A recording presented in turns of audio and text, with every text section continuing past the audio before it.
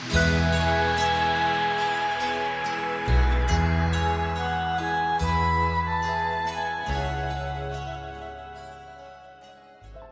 dia.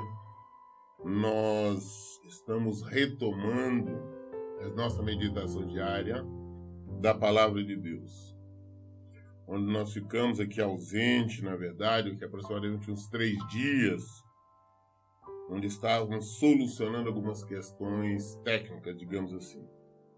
Agora nós estamos retomando, esperamos não parar mais, prosseguirmos até o final do ano, onde nós vamos concluir a leitura do Novo Testamento. E, querendo Deus, o ano que vem nós iniciamos novamente toda a leitura da Bíblia. Esse dia nós lemos a última vez, nós estamos em 1 Coríntios, capítulo 8, foi que nós concluímos o último estudo. Hoje vamos iniciar, então, no capítulo 9 de 1 Coríntios, onde Paulo diz: não sou eu plenamente livre? Não sou eu apóstolo? Não vi eu a Jesus, nosso Senhor? E não sois vós fruto do meu labor no Senhor?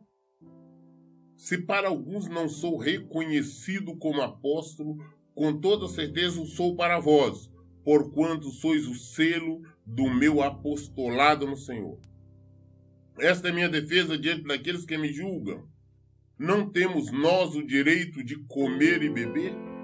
Não temos nós o direito de levar conosco uma esposa crente, como faz os demais apóstolos, irmãos do Senhor e Pedro? Ou será que Barnabé e eu somos que devemos ter um trabalho secular para nos sustentar? Paulo está expondo a situação dele, ele como apóstolo, como homem de Deus, porque começaram a alegar que ele não tinha, digamos, direito de viver pela obra. Ou melhor dizendo, que ele tinha que se autossustentar. Ele tinha que continuar, né? Apesar que ele sempre gostou de fazer, ele trabalhava fazendo tendas. Mas ele está questionando, não que ele estivesse necessitando, mas ele está questionando diante do comentário que surgiu. Ele está respondendo, também não é apóstolo? Ele também não viu Cristo? Como nós sabemos que viu, quando ele está vindo a caminho de Damasco. Ele está questionando, os outros têm direito de sustentar, inclusive, nas suas viagens missionárias, estarem acompanhado da sua esposa, crente, é claro. E todos eles, inclusive Pedro. E por que só ele, Barnabé, não tinha este direito? Sim, claro que ele tem direito, porque na verdade nós entendemos que, vamos falar em termos de pastor, ele não tem, o Senhor não propôs, não deixou nenhuma regalia ou luxo, conforto, mas o essencial, a própria igreja tem que mantê-lo. Nós já falamos sobre isso. Por quê? Para que ele possa dedicar exclusivamente ao ministério, ao rebanho do Senhor. Porque a verdade é que quando nós precisamos do pastor, nós queremos encontrá-lo. Nós estamos passando por luta na nossa casa, na nossa família, com os nossos. Nós queremos poder ligar, procurar e ir ao encontro do pastor, e ele está ali para nos atender. Mas para que tenha essa disponibilidade, é necessário que ele seja mantido pela própria igreja. É isso que Paulo está falando. É dedicar-se inteiramente à obra do Senhor. É viver em prol do ministério. Todos têm direito, só ele que não tem? Todos nós temos direito. Que nós vivemos na obra, nós que fomos chamados pelo Senhor, nós temos sim que viver pela obra para que exista essa disponibilidade. Para qualquer momento as ovelhas saber que pode contar com o seu pastor. Que saber que pode, não é incômodo buscar ou procurar ou levar qualquer problema até ele, para que ele possa estar orientando de acordo com a palavra de Deus. E mais, para que ele também tenha tempo de estar meditando, buscando, lendo, conhecendo, aprendendo mais do Senhor e principalmente orando e intercedendo para todos. É isso que Paulo está falando. Continuando aqui no versículo 7. Quem serve no exército à sua própria custa? Quem cultiva uma vinha e não se alimenta do seu fruto? Quem apacenta um rebanho e não pode beber do leite que é produzido? Porventura isso que eu vos digo é apenas um mero ponto de vista humano, ou a própria lei não afirma claramente o mesmo? Pois está escrito na lei de Moisés: não amordaça o boi enquanto ele estiver debulhando o cereal. Por acaso é com bois que Deus está preocupado? Ou certamente não estaria fazendo tal afirmação por nossa causa? É evidente que é em nosso favor que este princípio foi escrito, pois o lavrador, quando ara a terra, e o debulhador, quando tira as cascas da semente, deve fazê-lo na esperança de participar do resultado da colheita. Se nós semeamos entre vós verdades espirituais, seria pedir muito colhermos de algum de vós bens materiais? Se os outros têm direito de ser sustentado por vós, seguramente não temos nós em maior medida? Contudo, jamais fizemos uso deste direito. Ao contrário, suportamos tudo para não nos colocar qualquer tipo de obstáculo ao progresso do Evangelho de Cristo. Não sabeis vós que os que prestam serviços sagrados se alimentam com o que pertence ao templo, e que os que servem diante do altar participam do que é oferecido no altar? É sobre o mesmo tema. É sobre o sustento do pastor, do apóstolo, no caso. E ele vem trazendo desde a época da lei de Moisés. Nós temos que entender que desde quando o Senhor separou a tribo de Levi para cuidar do sacerdócio, foi a única tribo que o Senhor não deu herança. Por que o Senhor não deu herança? Porque ele disse que alimentaria do templo, alimentaria do ministério. Todas as 11 tribos tiveram direito a heranças. Levi não. Levi se mantinha, se sustentava através do ministério. Então, é a função do ministério manter, sustentar o seu pastor, aquele que está ali à frente da obra.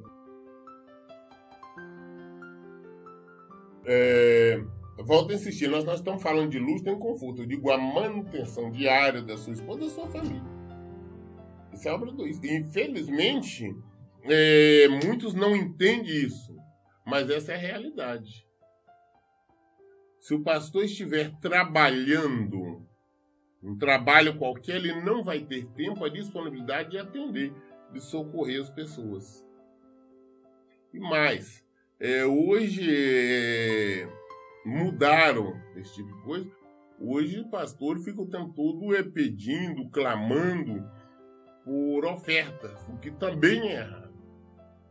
A igreja, o pastor, o ministério vive em função daquilo que já é ofertado, mesmo as pessoas ofertaram o que Deus tocar no coração dela, mas essencialmente o dízimo, que é os 10% que tem que ser devolvido na casa do Senhor. Isso é para a manutenção de todo o ministério, para a manutenção do pastor e de tudo.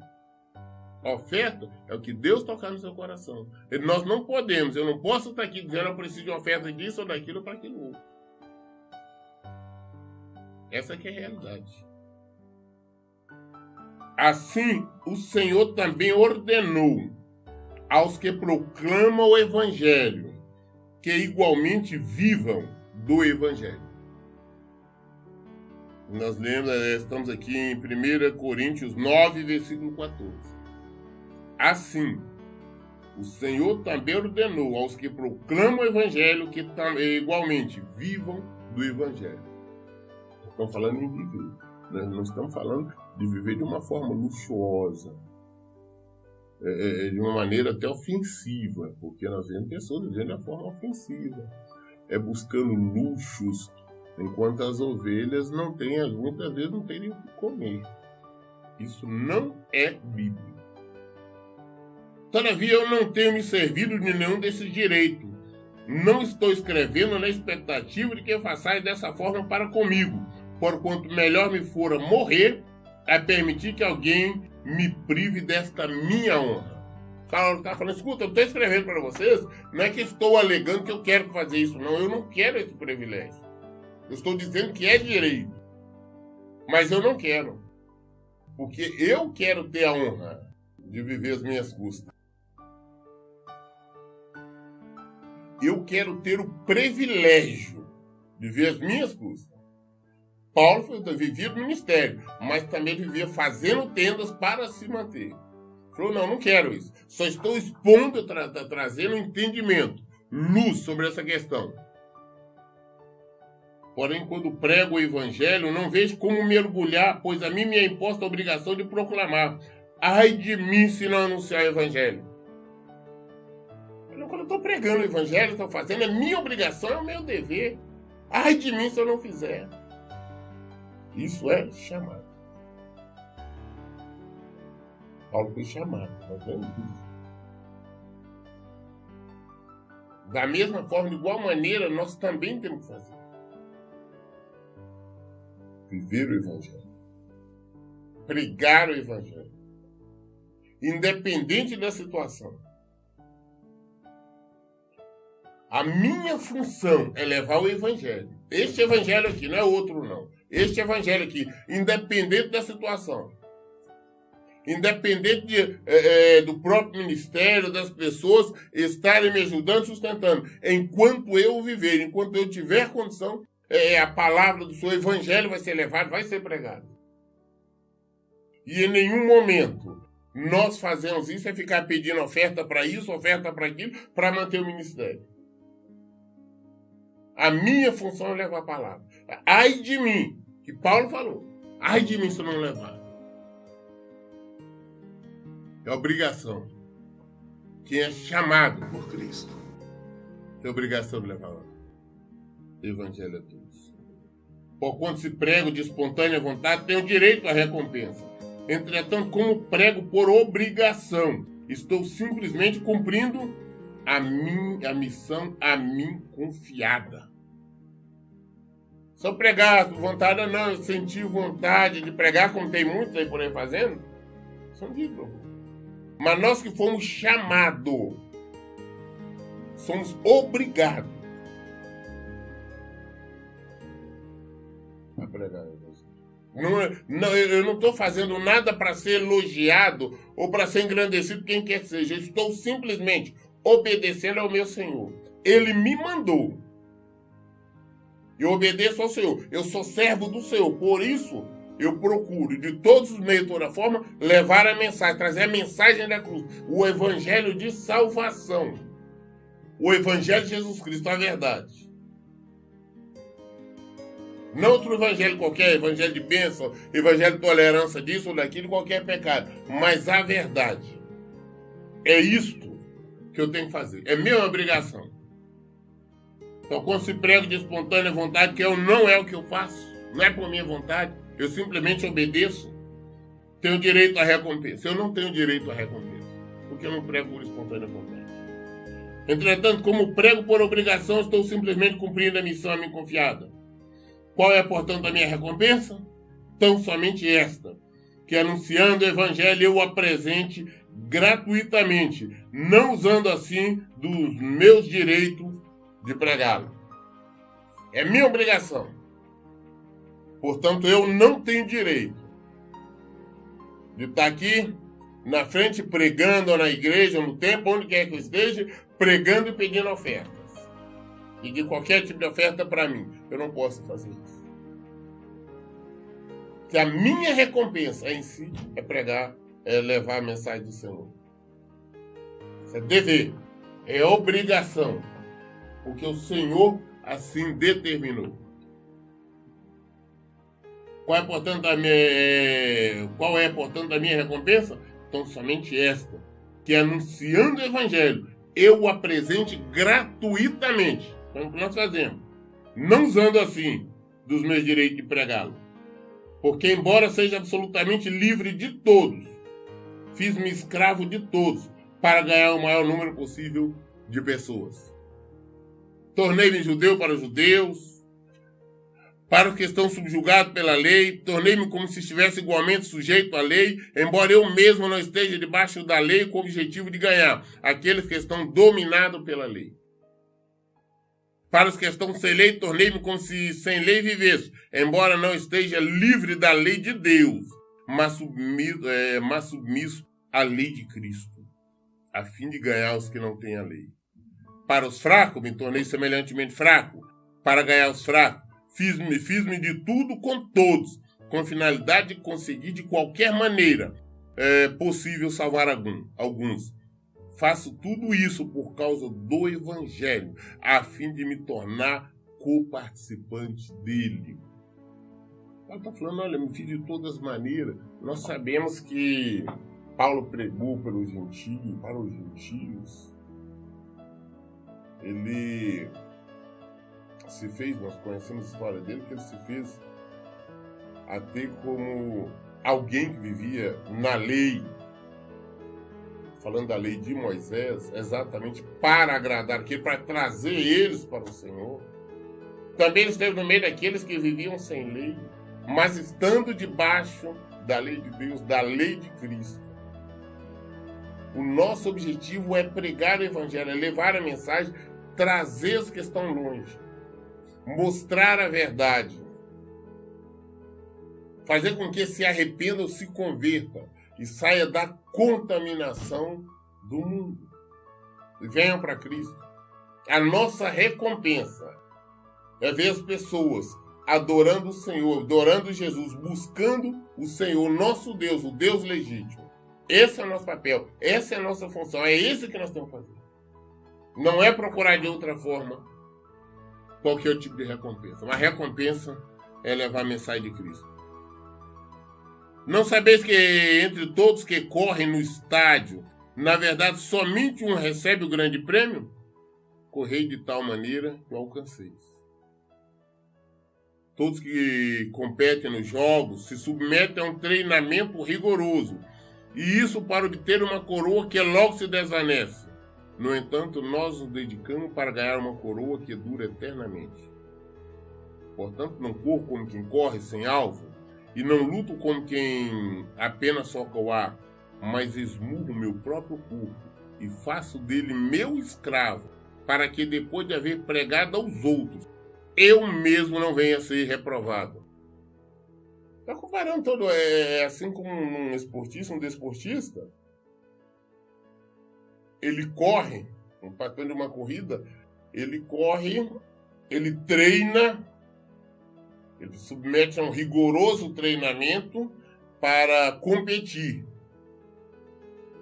para receber uma vitória, uma coroa ali, ou uma medalha em primeiro lugar. Mas nós, os cristãos, temos que fazer muito mais, porque a nossa coroa, a nossa medalha, ela é eterna. Nós não estamos lutando para obter uma vitória aqui. A nossa vitória é para toda a eternidade. Então ele está falando, olha, eu esmurro o meu corpo, eu transformo o meu corpo em meu escravo para obedecer. Isso é algo fantástico, nós temos que entender. É nós não permitirmos que o nosso corpo, a nossa vontade, nos conduza para longe do Senhor. É esmurrar nosso corpo. Eu vejo pessoas falar, não, servir a Cristo, servir a Deus, o Evangelho, é algo fácil, maravilhoso, assim não é. Porque é uma luta constante do espírito contra a carne. É fazer o que Paulo está falando, esmurrar o nosso próprio corpo, ir contra as nossas vontades, contra os nossos desejos, contra a lógica humana, contra o entendimento mundano. Para fazer a vontade do Senhor. É transformar o nosso corpo em nosso escravo, é o nosso servo. O nosso corpo tem que obedecer a nós, o nosso espírito. Não cedermos às tentações, ao chamamento. Porque só assim é que nós não seremos reprovados. Porque não adianta eu estar pregando aqui para todo mundo. Não adianta eu estar falando e enviando a mensagem, o evangelho para todos. Mas eu mesmo depois eu perecer. Infelizmente tem muitos hoje que pregam uma coisa, mas não vivem. Eu tenho que pregar, eu tenho que viver o que eu prego. Eu tenho que viver o evangelho. Eu prego o evangelho de Jesus Cristo. Mas antes eu tenho que vivê-lo. Se eu não viver, nada adianta. Mas esmurro o meu próprio corpo e faço dele meu escravo, para que depois de haver pregado aos outros, eu mesmo não venha a ser reprovado. 1 Coríntios, capítulo 10. Portanto, irmãos, não quero que ignoreis que os nossos antepassados estiveram todos debaixo da nuvem, e todos passaram pelo mar. Em Moisés, todos eles foram batizados na nuvem e no mar. Está fazendo uma referência ao povo que saiu do Egito. Aquele povo que Deus tirou de lá. Aquele povo que cruzou o Mar Vermelho. Batido nas águas ali que ele está falando é isso. Cruzou pelo Mar Vermelho com ele em seco. Deus abriu o mar para eles passarem.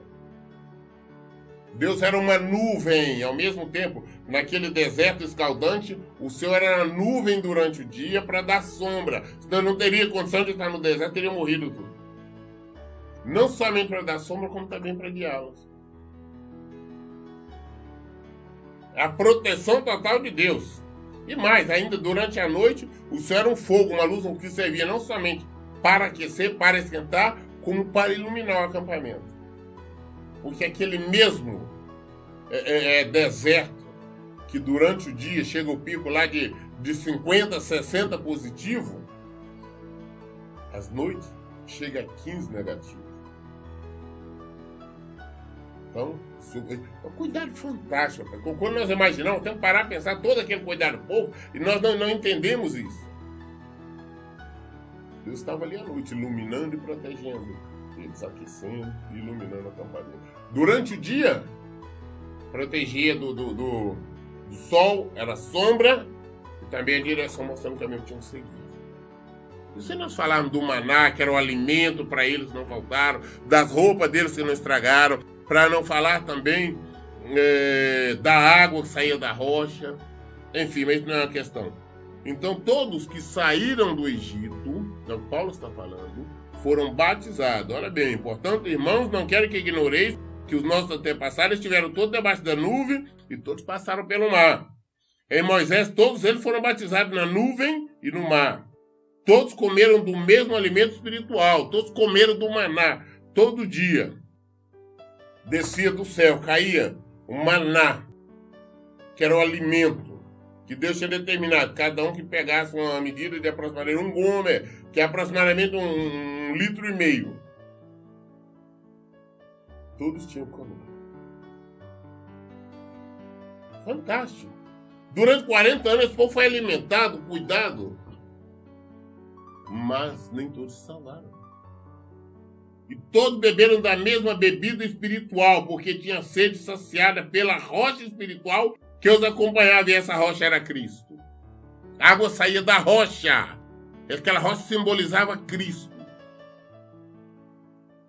Em pleno deserto. Viveram durante 40 anos sem faltar nada.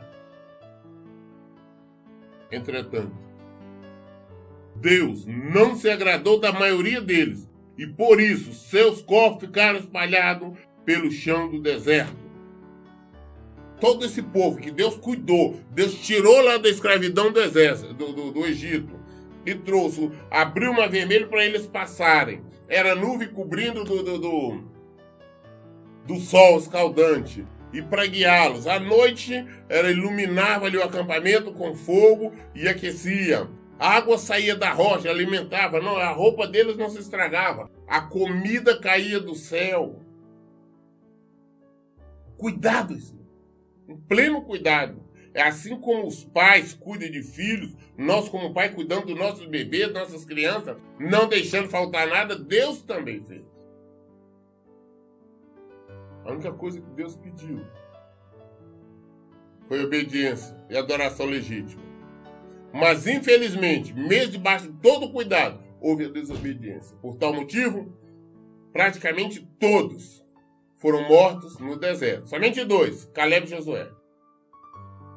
Não. Até Moisés, todos. E quem matou foi Deus. Não foi o diabo, não. A Bíblia não fala, foi Deus. Acabou com todos eles no deserto. Entretanto, Deus não se agradou da maioria deles. E por isso, seus corpos ficaram espalhados pelo chão do deserto. Estes fatos ocorreram como exemplo para nós, a fim de que não cobicemos o que é ruim como eles fizeram. É exemplo para nós. Para que nós não cobicemos as coisas ruins. Não vos torneis idólatras, como alguns deles foram, conforme está escrito. O povo se assentou para comer e beber, levantou-se para entregar a orgia. Quando Moisés subiu ao monte para falar com Deus, Deus ficou 40 dias. O povo embaixo se prostituiu. Fizeram um bezerro de ouro e o adoraram. E prostituíam. E foi a maior orgia. Foi o maior bacanal a céu aberto. Todo tipo de prostituição, eles adorando um Deus estranho. Enquanto Moisés estava no monte falando com Deus. Foi quando Deus disse, olha, desça, porque o teu povo, mostrando a responsabilidade de Moisés. Foi o teu povo. Você tirou do Egito, já extraviaram, já pecaram. Esse dia Deus matou uma quantidade enorme de pessoas. Deus tirou, cuidou deste povo. E esse povo se extraviou. Deus também não vai perdoar. Não nos entreguemos à imoralidade como alguns deles assim agiram. E num só dia morreram cerca de 23 mil. Esse povo, além desse pecado, eles permitiram ser seduzido através de uma ideia, de um plano do adversário. O profeta Balaão foi contratado pelo rei Balaque para falar contra, amaldiçoar Israel, mas Deus não permitiu. Então depois ele criou a história. Ele chamou o rei e falou, olha, faz isso. Muitas mulheres bonitas aí, faz com que elas se envolvam com ele, façam os apaixonados. E isso aconteceu e muitos dos israelitas, dos homens, né, que saíram do Egito, se envolveram com elas e começaram a adorar os deuses delas. Por tal motivo, num só dia foi exterminado também novamente uma quantidade enorme desses que abandonaram o Senhor e foram cometer imoralidade sexual e também adorando outros deuses.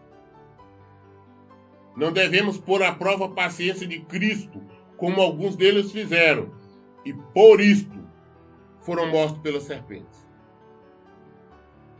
Nós temos colocado muito à prova a paciência de Cristo, de Jesus. Ah, não, ele é amor, ele vai permitir, ele vai autorizar, ele vai concordar. Mentira!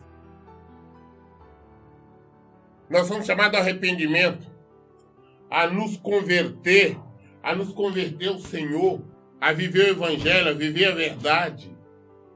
Nós temos que saber que o cuidado de Deus, tem pessoas que receberam um milagre, uma bênção qualquer, falam, não, eu já estou salvo, Deus me aprovou, Deus é pronto, mas é mentira. Olha, milagre não é aprovação de conduta. É isso que nós temos que entender. Deus cobra, Deus exige de nós santidade. Sede santo, porque eu sou santo. Sem santificação, ninguém verá a Deus. É praticar o Evangelho. Não criar evangelho diferente. O evangelho da tolerância, da concordância com erro, com o pecado, não é o evangelho de Jesus Cristo. Deus tirou todo o povo, protegeu, cuidou, deu tudo. Mas esse caiu em idolatria, em desobediência, imoralidades sexuais, resmungaram, reclamaram. E Deus matou todos eles, deixando somente Josué e Caleb. Vamos pensar sobre isso. Não devemos pôr à prova a paciência de Cristo, como alguns deles fizeram, e por isso foram mortos pelas serpentes. E não vos entregueis à murmuração, como alguns deles resmungaram, e foram mortos pelo destruidor. Tem muita gente resmungando. Nós gostamos de resmungar, não está certo, eu não entendo por que não dá certo. A minha vida financeira, o meu casamento, a minha filha, os meus filhos, a minha família e um monte de coisa, a minha saúde. Gostamos de reclamar demais. Nós devemos em tudo agradecer o Senhor. Procurar nos acertar, consertar com Ele. Porque quando nós estamos resmungando, quando nós estamos reclamando, as nossas reclamações é diretamente contra o Senhor. Porque Ele que tudo permite, Ele tudo autoriza, concorda ou não. Está reclamando contra Ele. Tudo isso lhes aconteceu como exemplo. E foi escrito como advertência para nós, sobre o qual o final dos tempos já chegou. Tudo aconteceu e tem tudo escrito exatamente para ser uma advertência a nós. Para saber que nós não podemos agir da mesma maneira. Mas que, infelizmente, a maioria não vê isso. Infelizmente. Assim, aquele que julga estar firme, cuide para que não caia. Aquele que pensa que está em pé, está tranquilo, cuide para que não caia. Nós pensamos, Maria, eu estou firme. O Senhor não me diz. Pecado não me atinge, esse está caindo.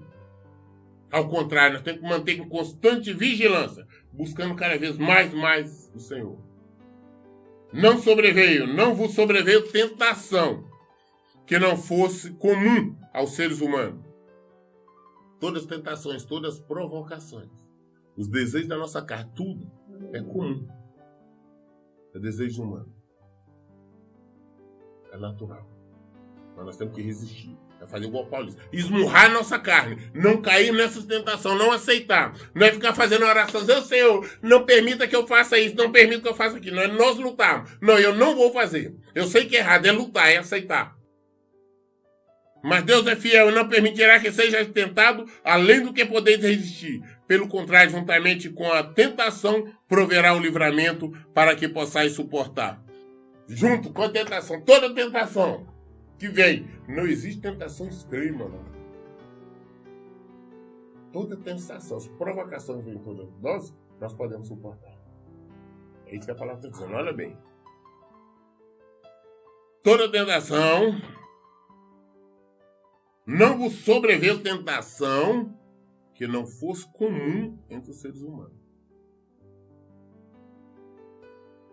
Mas Deus é fiel. E não permitirá que sejais tentado além do que podeis resistir. Deus não vai permitir que tentação no que venha, que nós não tenhamos condição de resistir. Todas elas, por mais dolorosas, eu não acho que não vou aguentar. Vai aguentar sim. O que não tem condição de aguentar, Deus não permite. O Senhor coloca limite em tudo. Pelo contrário, juntamente com a tentação, proverá um livramento para que possais suportar. Lemos hoje até o versículo 13. Amanhã daremos continuidade ao versículo 14. A resposta está aqui. Na palavra, no Evangelho do Senhor. Leia e pratique a Bíblia. Que Deus abençoe. Um bom dia.